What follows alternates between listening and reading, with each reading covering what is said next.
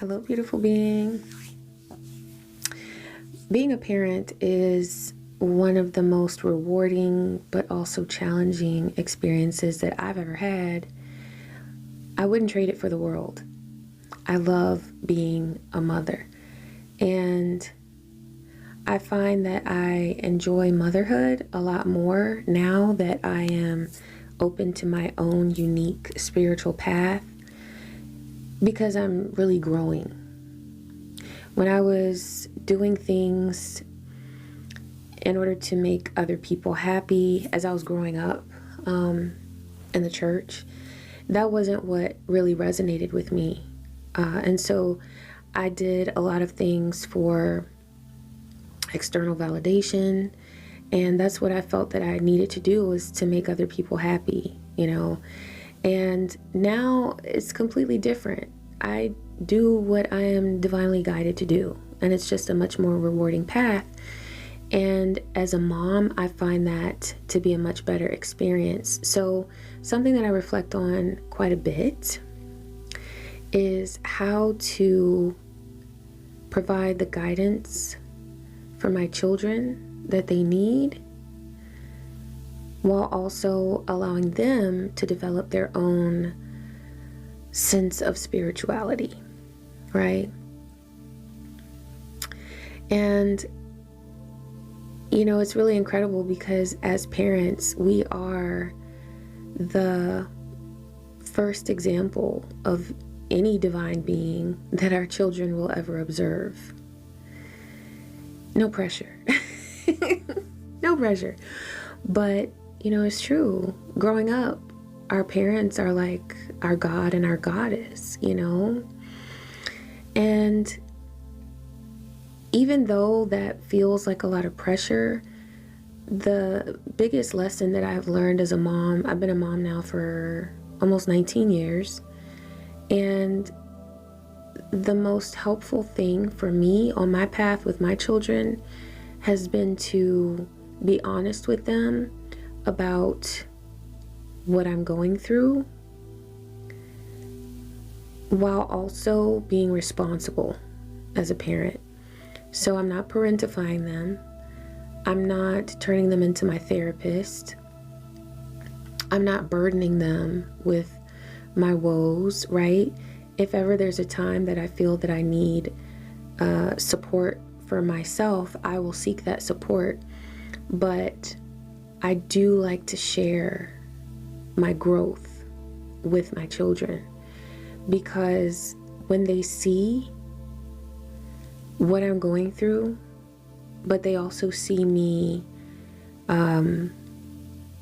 moving through that energy in a way where I'm not giving up on myself, that teaches them so much about the spiritual path. As parents, we don't have to have all the answers. We don't have to have all the answers. We're not supposed to. There's no way that we possibly could.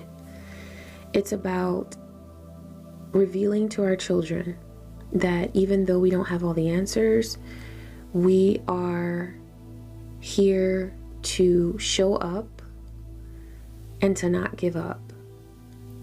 And it's okay when they see that we are having a moment of weakness, or that we are having something that we're struggling with or through, but as long as we struggle through it and we don't give up on ourselves, on them, that's what matters the most. And I think that that's the biggest lesson in strength as a parent. A lot of divine beings have children who are spiritually gifted. Maybe they have a very creative sense about them, and so there's something that their soul has put them here on this earth to share creatively. Or maybe they are psychically gifted and they have deep revealing dreams, or maybe their clairs are extremely sensitive and tuned in. Their clairvoyance, claircognizance, clairaudience. So how do we prepare our kids for the trials and tribulations that gifted individuals, spiritually gifted beings, typically experience? Number one, honesty. Like I just mentioned, being honest with them about what we go through and the victories that we experience, sharing that with them. We're not here to know it all, but we are here to learn. And so when our children observe us learning, that is an extremely helpful process to them, because we're modeling for them a healthy way to move through life. Another thing is learning together. One thing that I really like doing is watching mythology videos or Bible stories together. The animated ones tend to be pretty good. There are a lot of really great ones out there. And so even if there is something within a Bible story or a mythology story that you might not agree with, or that doesn't set right with you, you can talk about that. And you can ask your child for their opinion. You can give them your experience based on what that story is all about.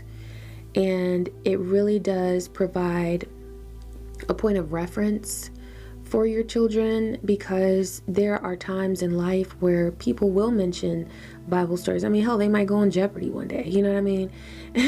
There are so many things about the Bible historically that, and just socially, that come up. I mean, if somebody mentions Noah and the ark, you'd want to know what that is, you know. Also, a lot of people like to study the Bible from a symbolic standpoint, a metaphoric standpoint, sort of taking a more Gnostic stance with the Bible. And that's something that I identify with. I think that the Bible teaches a lot of things, but when it's read literally, you know, I'm not really much into that.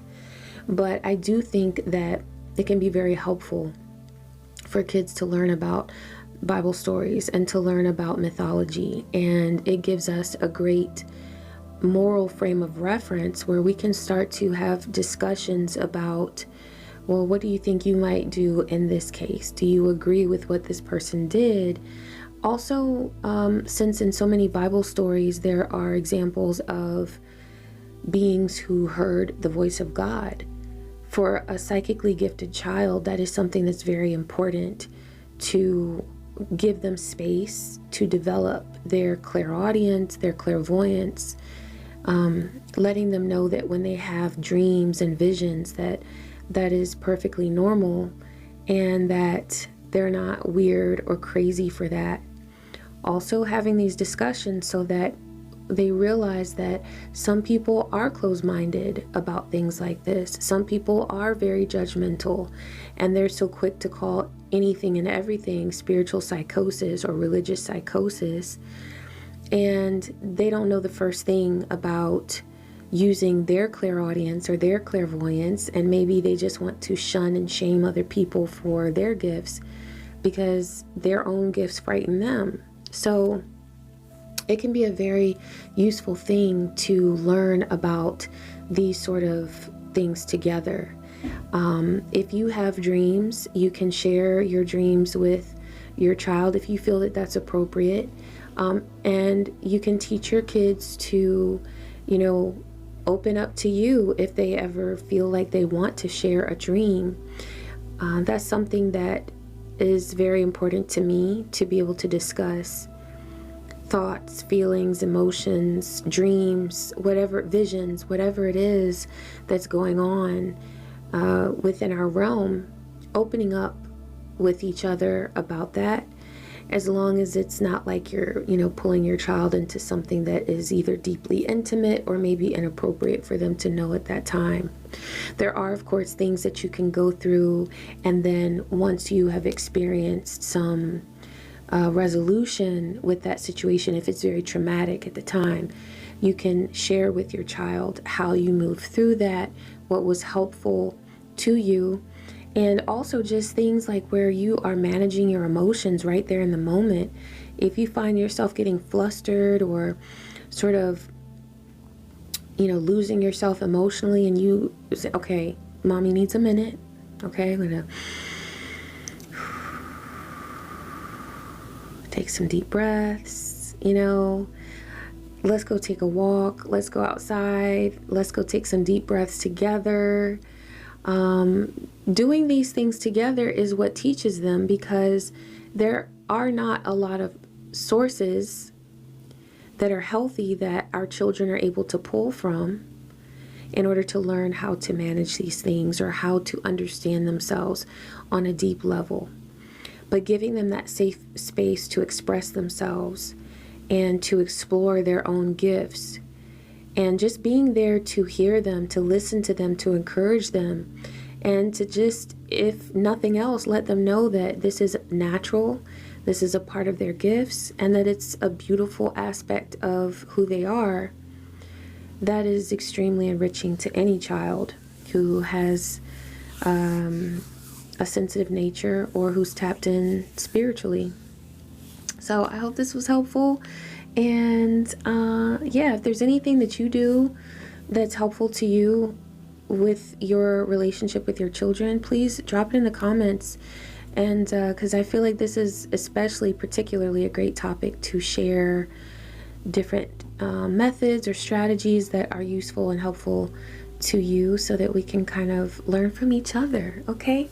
All right, beautiful being. I hope this was helpful. I love you. I wish you peace, joy, and many blessings. Take care.